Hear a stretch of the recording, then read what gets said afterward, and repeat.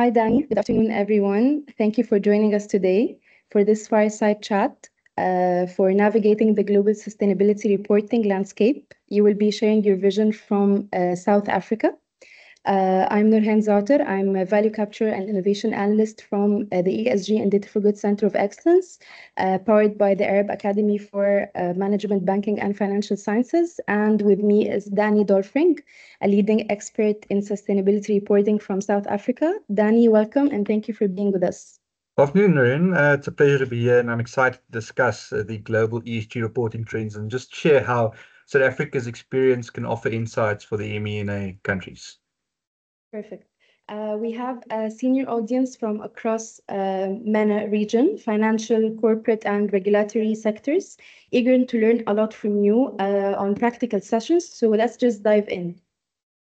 Okay, so comparing the global ESG frameworks like the ISSB, CSRD, ESRS, and GRI, to set the stage, companies today face several ESG frameworks compliance, and notably the ISSB framework or standards, the Europe's CSRD and ESRS, and the GRI standards.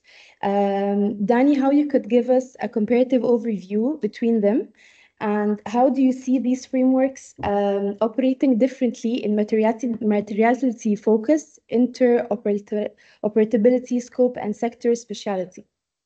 Of course, certainly. It's important to understand the nuances of each framework, so let's break them down. So firstly, for the ISSB, the International Sustainability Standards Board, which has created a global standard via the IFRS Foundation, such as IFRS S1 and S2, which focuses on financial materiality. Now, that's sustainability information that affects a company's value and performance. So the aim is actually to provide investors with consistent decision-useful data. So these standards are built on the existing frameworks by consolidating the Climate Disclosure Standards Board, the CDSB, and the Value Reporting Foundation, which included SASB metrics for various industries. So the initial ISSB standards cover a broad sustainability and climate-related disclosure, with more specific topics and industry supplements expected in the future. When we then look at the CSRD, or the Corporate Sustainability Reporting Directive, it mandates detailed sustainability reporting in the EU with the ESRS, the European Sustainability Reporting Standards, developed by EFRAG. So a key aspect is double materiality. And what this means is it requires companies to evaluate both the impact on the environment and society, as well as how sustainability issues affect their value. So ESRS demands comprehensive disclosures on environmental, social, and governance topics. So initially, sector agnostic, it includes cross-cutting standards in specific topics like climate and biodiversity, with sector-specific standards delayed until 2026. As a law, CSRD makes ESRS reporting mandatory for thousands of companies, ensuring comparability across Europe. And then finally, the GRI, which is a widely used voluntary, or the Global Reporting Initiative, which is a widely used voluntary framework focusing on a company's impact on sustainability development or sustainable development. So it offers universal standards, sector standards, and topic-specific standards, allowing organizations to tailor reports based on stakeholder interest. GRI promotes transparency about both positive and negative impacts, and many organizations in emerging markets use it to disclose ESG information and obviously enhance credibility within with the global stakeholders. Perfect. Okay. And in terms of specificity, it sounds like GRI already has sector standards, and ISSB leverages SASB's industry-specific matrix. So ESRS will add sector standards later. So eventually, all three will allow some industry tailoring. Absolutely. And I think that actually speaks to the interoperability between the frameworks. And there's a strong push for interoperability among climate disclosures from ISSB, EFRAG, which develop ESRS and GRI. They try and align many of these requirements, and the IFRS Foundation has sort of provided guidance for mapping those disclosures. So the intention is actually that compliance with ESRS largely actually satisfies the ISSB's requirements and then vice versa. So additionally, the ISSB recognizes that GRI can fulfill sort of the impact materiality aspect beyond their investor focus. So all three of these frameworks support digital taxonomies for XBRL reporting and are working on tools to convert reports between them. So consequently, companies may use a combination of these frameworks, such as the EU company adhering to ESRS for regulation while also meeting the ISSB and GRI standards for various stakeholder interests. Now, to speak to your point on sector specificity, exactly, the GRI has actually rolled out sector guidance like oil and gas, agriculture, etc. So the ISSB has the SASB standards, those 77 industry guides, and they are integrated as a resource. And then ESRS plans to issue sector-specific standards for high-impact industries in a couple of years.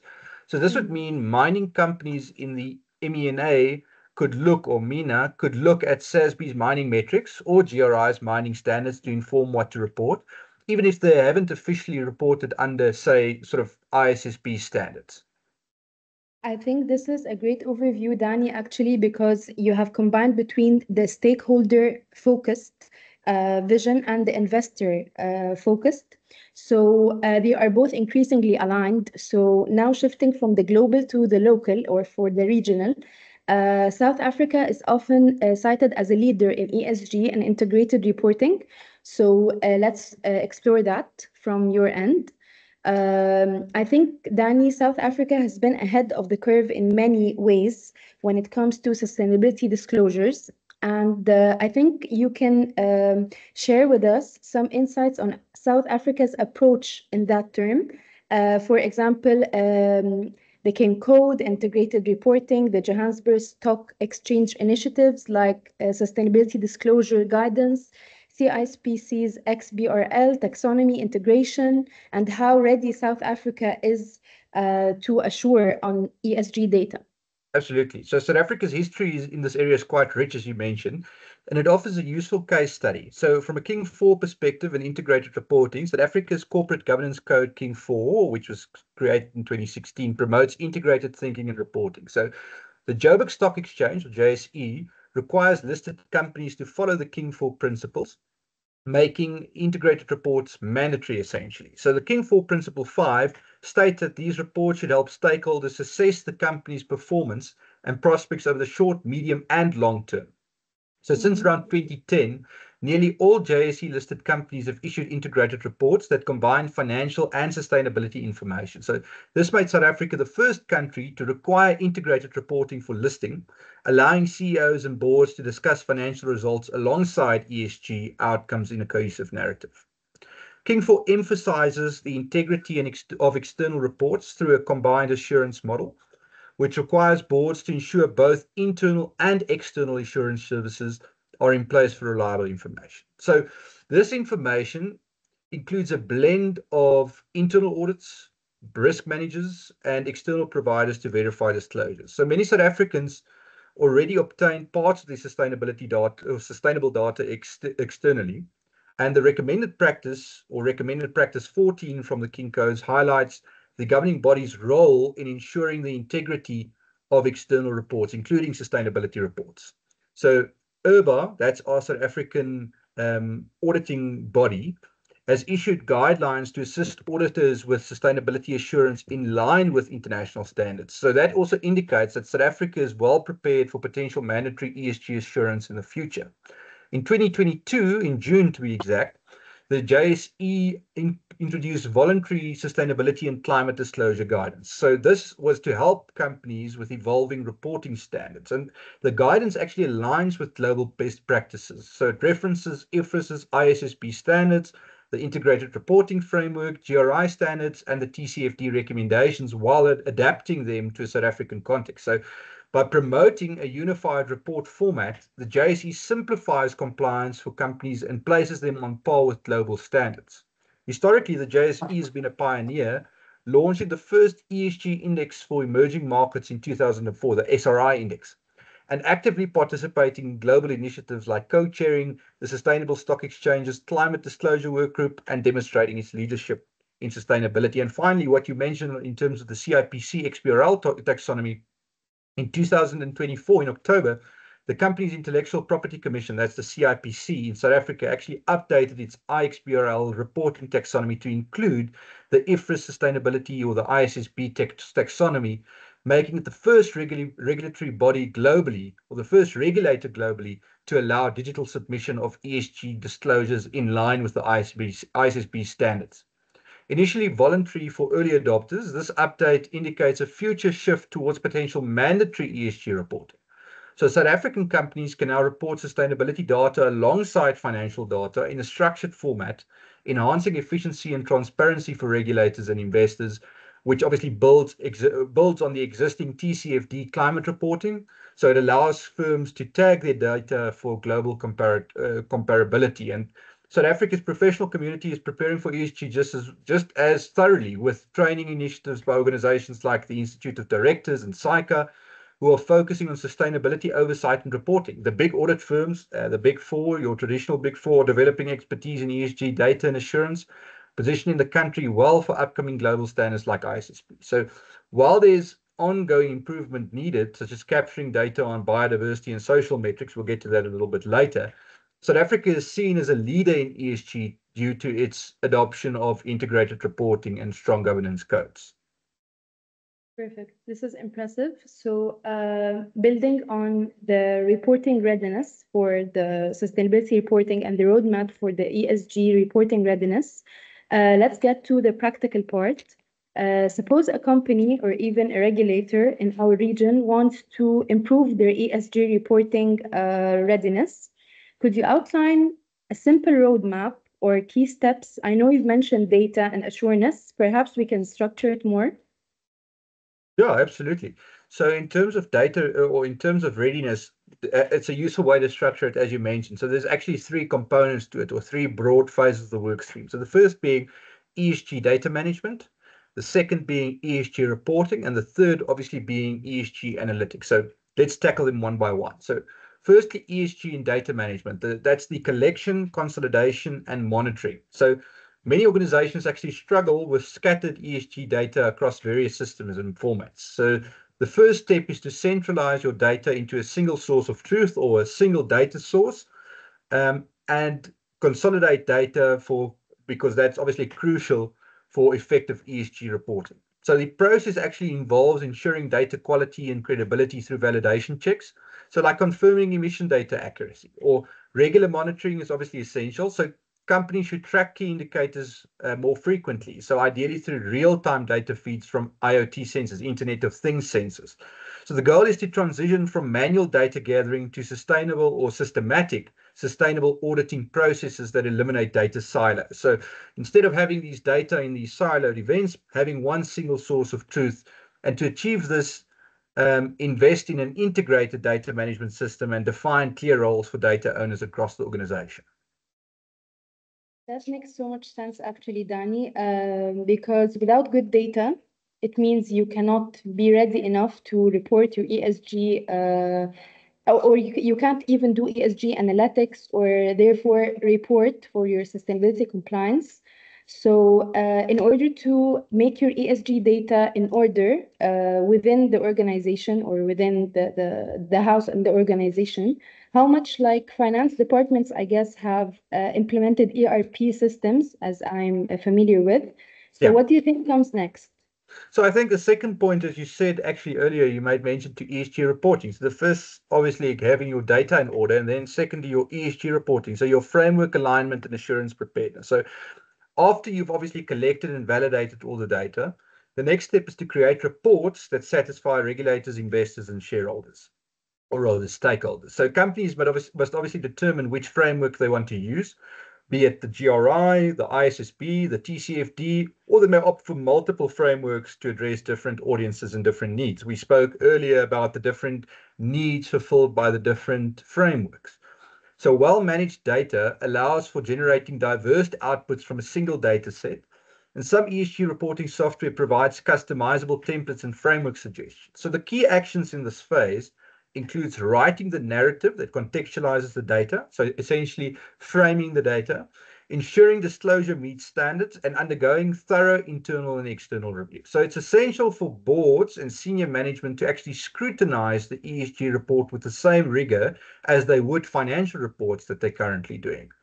So implementing internal controls and audit trails for ESG data is just as crucial as for financial reporting. Even if external assurance isn't mandated yet, many companies are obviously seeking voluntary assurance, especially in regions like South Africa. So ESG reporting should be a holistic, incorporating environment environmental, social, and governance metric. If you use standards like the GRI, which involves reporting on both positive and negative material topics, it also builds trust and avoids greenwashing and green hushing, which we'll also touch on a little bit later. So in summary, select relevant frameworks, compile the ESG report accordingly to those standards, and then establish a review and assurance process for credibility. I really like the notion of assurance readiness, actually, Danny, I think what I have concluded so far from your words is that we need to treat sustainability data streams the same as financial data, the same importance and the same treatment in order to comply to sustainability. So that's crucial in moving forward things like mandatory audits of ESG and ESG analytics. So indeed, it helps prevent greenwashing if the data is verified, if I'm correct. And after publishing the report, the next step is using this information effectively, actually on ground, how we can implement these metrics. So this is where ESG comes in, right? Yeah, this is where the analytics comes in, exactly. So this is where insights, benchmarking, and the risk analysis actually comes in. So once you actually have the reliable ESG data, the true value lies in analyzing it for decision making. So ESG analytics allows you to identify trends, be that, for example, improving CO2 emissions, and benchmark them against peers like water usage or employee turnover. You can then correlate those ESG metrics with business KPIs, like we spoke about a little bit earlier. It's actually making a business case for ESG as opposed to just a fluffy a presentation on ESG. So that actually reveals insights that might link something like safety scores to productivity. So these risk analyses actually, in such a scenario, such as assessment of carbon tax impacts, help us uncover these performance hotspots. So analytics also aids in strategic planning by highlighting areas for improvement, like identifying sites that consume the most energy for efficient initiatives. So external benchmarking through ESG ratings allows for the performance comparison, which can inform internal enhancements. The analytics phase transforms the ESG data from this compliance vehicle to actionable intelligence. And I think that obviously enables management to address emerging risks and opportunities effectively. And additionally, dashboards provide real-time data, if you have those real-time data from the IoT, benefiting both the executives and obviously the investors. Thank you. So our roadmap is mainly 3 key points, as I have concluded. One is to build a robust ESG data management system, collect everything for quality and break silos. The next step is produce ESG reports aligned to global frameworks and ready for assurance and aligned globally with the reporting matrix. 3 is to leverage ESG analytics for insight, risk management, and continuous improvement. So from your description, it sounds like technology is playing a pivotal role on all these 3 stages and is a key player actually in the ESG roadmap reporting. So we'll talk more about technology solutions in a moment, but for that, let's address what often trips organizations, the challenges. Actually, the main obstacles that is facing most organizations. So the common implementation challenges in the emerging markets. Even with a roadmap, implementing ESG reporting in practice isn't that easy, especially in emerging markets. In our region, companies face various challenges. For example, measuring scope 3 emissions in informal supply chains, dealing with greenwashing or green hushing, as it has been named, breaking down data silos, as you mentioned, even infrastructure or connectivity gaps, limited assurance readiness when expertise is growing, that make actually data collection a bit difficult for these organizations. So could you elaborate more on these challenges and how can they be manifested or how we can overcome these challenges? Certainly, I think these challenges are very real and common across emerging markets, and even in developed markets, we shouldn't forget to some extent. So let's go through the key ones you outlined. So I think the first one you mentioned was the scope 3 emissions, which represents value chain emissions, which obviously often make up the largest portion of a company's carbon footprint. Measuring this is, however, challenging, especially in emerging markets with fragmented supply chains that include informal sectors. such as small producers or family-run suppliers, and they often lack proper record keeping. And this can obviously result in unreliable emissions data, as many suppliers may not actually know what their carbon footprint is. And consequently, companies often resort to estimates or industry averages, which is obviously imprecise. A study found that on average, 75% of company emissions come from the supply chain, with a figure potentially higher in the emerging markets. So companies may underreport emissions or exclude significant Scope 3 categories due to data unavailability. Addressing this challenge requires engaging suppliers and possibly providing tools or training for emission measurement. So while proxies like spend-based calculations exist, they are rough. Innovations, particularly like technology, such as mobile data collection or blockchain, may offer some solution to enhance transparency in these informal economies, but obviously a nascent technology.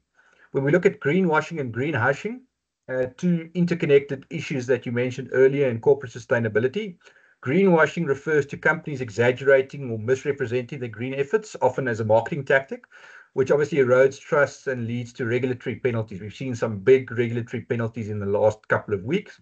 And conversely, greenhushing involves companies downplaying or avoiding mention of their sustainability initiatives due to fear or scrutiny or accusations of greenwashing if they don't meet their target. So this lack of transparency hinders the sharing of best practices and makes it difficult to assess the overall climate goals, especially regarding Scope 3 emissions. So in emerging markets, companies may hesitate to promote sustainability for fear of appearing too Western. Both practices are problematic, and that highlights the need for culture or for a culture of honest disclosure and rigorous reporting standards to combat them. Then we spoke about data silos and fragmented governance. Now, many companies face challenges with ESG data being siloed across various departments, as I mentioned earlier.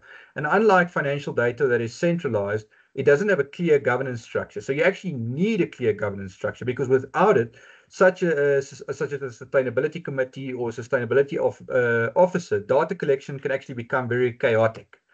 And this fragmentation leads to inconsistent formulas, duplication of effort, and potential errors. And there can also be internal conflicts over data ownership, because which obviously delays report assembly. But it's like the HR department asking the finance department about who actually owns certain parts of the data chain. And this results in non-standardized data definitions and procedures. And that leads to discrepancies, such as companies resisting or restating metrics due to flawed methodologies. Ultimately, companies need a robust internal system to manage ESG data effectively. And lastly, or second to lastly, limited assurance and audit readiness.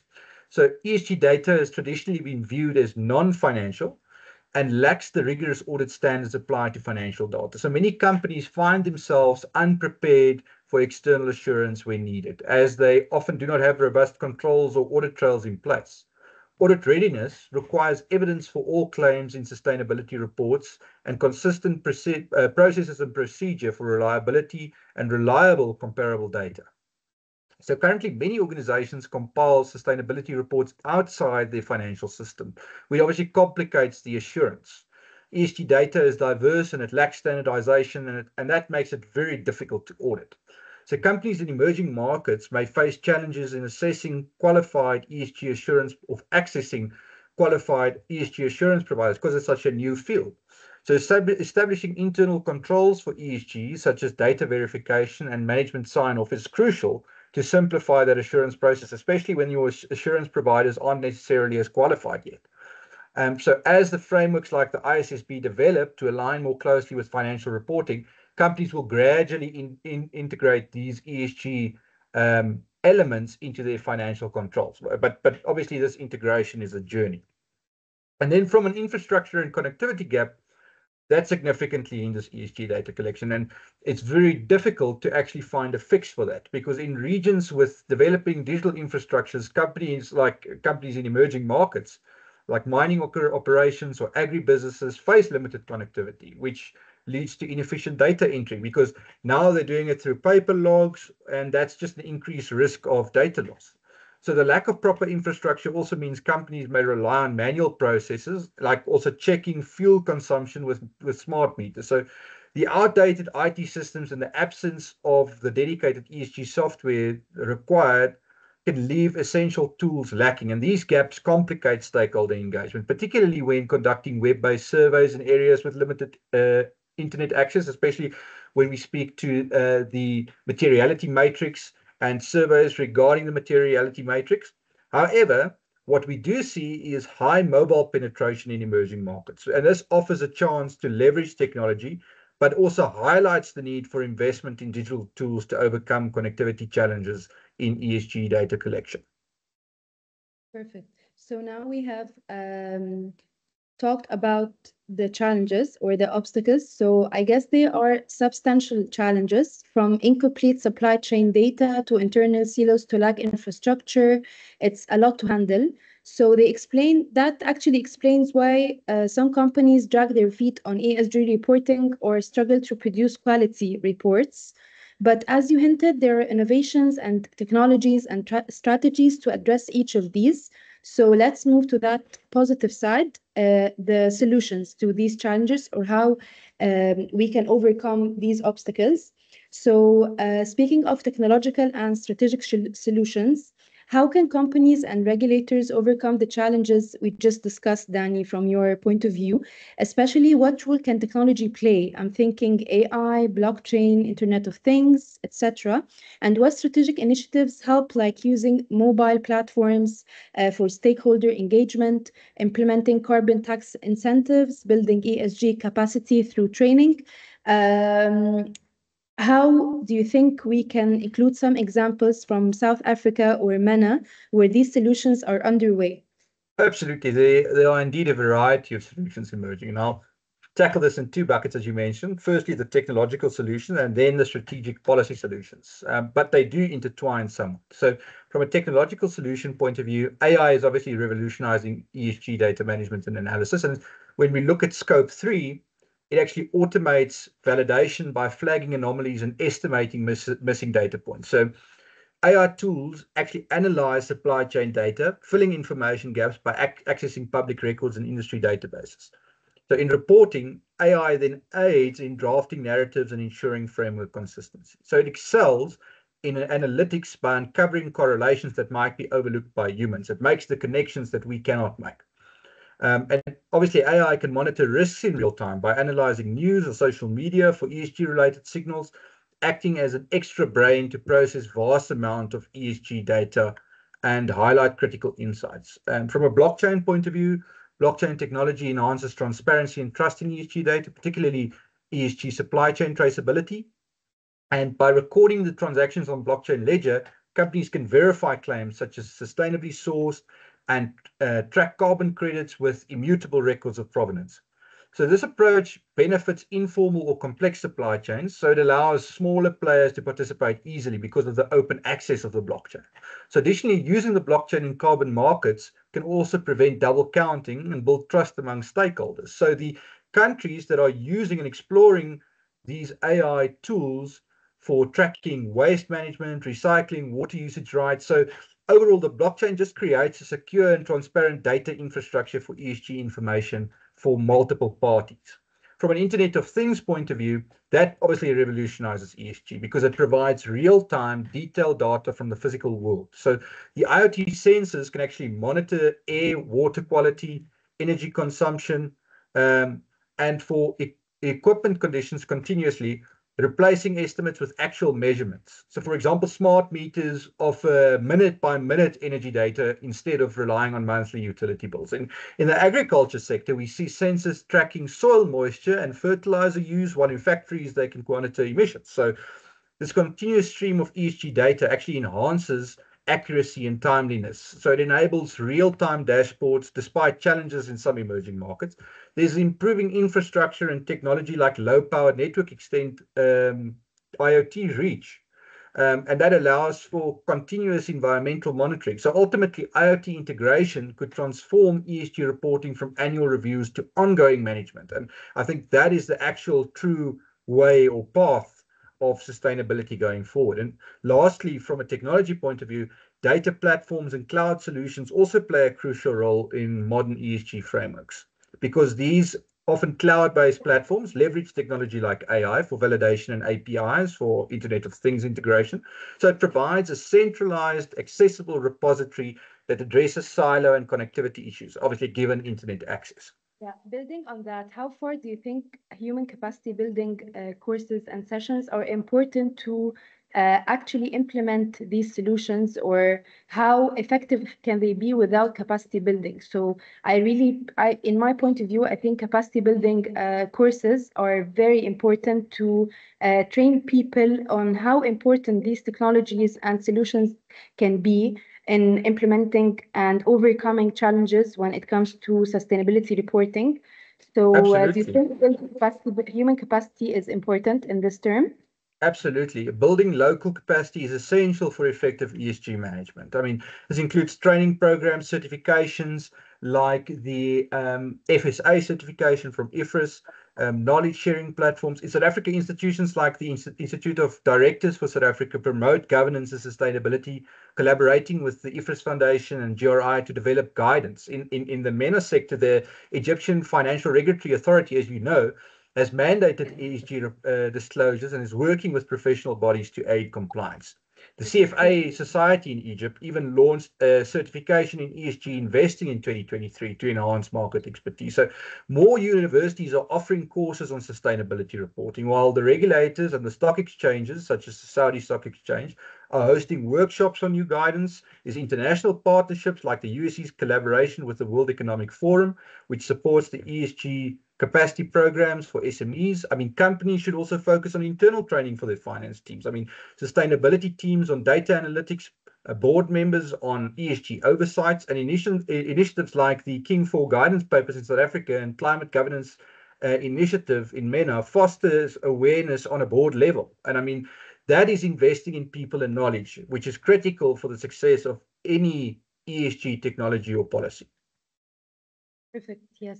So, in terms of adapting these practices in MENA and in Africa, in the regional context, so what do you think is the forward-looking trends in ESG in the next coming years?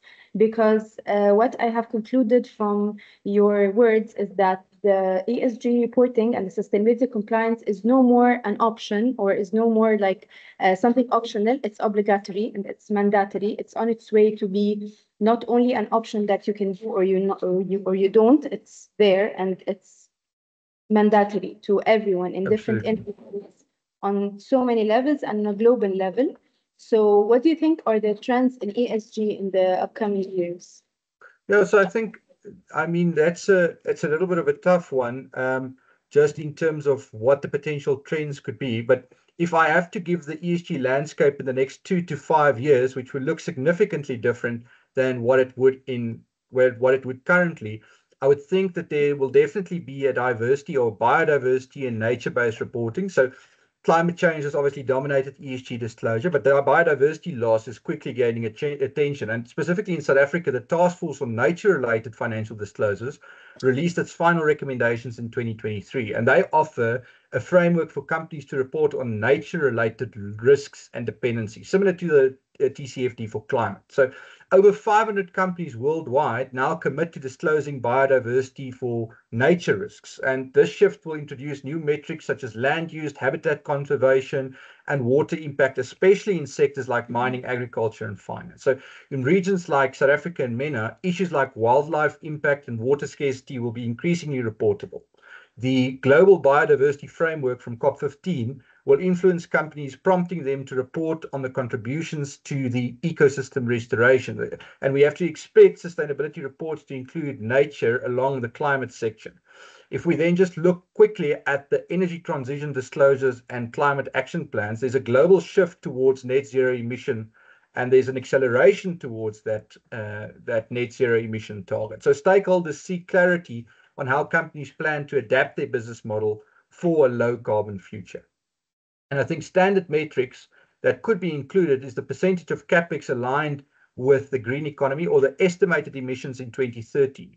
And that will help investor groups with like Action 100 Plus, which are increasing the pressure on companies for detailed decarbonization strategies. So in MENA, national oil companies, which are beginning to obviously release sustainability reports that highlight investment in solar, carbon, with an aim of more quantified disclosures. So there's the scenario analysis related to climate impacts, which is gaining traction. And I think companies will also need to address the social implications of transitioning from these high carbon activities, including plans for reskilling workers in affected areas. And as I spoke about earlier, obviously real-time ESG analytics and continuous assurance, and then the integration of ESG into financial reporting, which will blur the lines between the two. And lastly, the growing momentum for improved social metrics in stakeholder capitalism. So a focus on areas like inequality, diversity, and community impact. The EU is now introducing new requirements for companies to report on supply chain impacts and metrics, such as the gender pay gap and community economic contribution. So concepts like the just transition may lead to expectations for disclosure on job creation in green industries versus these or those in industry or in traditional sectors, apologies. So additionally, there is increasing interest in human capital disclosures related to workforce development. And in the MENA region specifically, companies may start highlighting youth employment and locally hiring in the ESG report to actually demonstrate the social value. So in summary, ESG trends are evolving in three ways. So the scope is expanding from climate into nature and social issues. Data is shifting from static annual reports to dynamic continuous streams. The stakeholder expectations are rising for forward-looking information and evidence of ESG integration into strategy. And then finally, companies that adapt to these changes will enhance their resilience and their responsibilities. Perfect. I think this is very enlightening actually, because looking ahead, it means that nature-related disclosures and detailed energy transition plans and real-time ESG data, apart from or aside with the social disclosures or the equality and these type of issues, will become part of the norm. The integration of ESG into financial reporting will not only deepen that, it will start now to be crucial for staying ahead of the curve business-wise.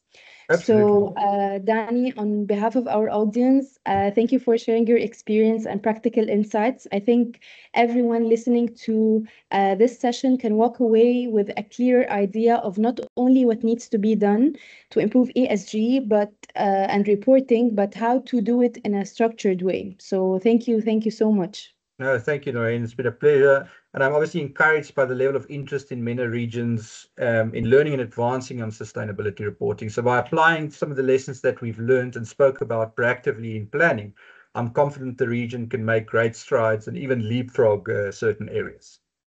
Absolutely, Danny. This has been very fruitful. Thank you for attending.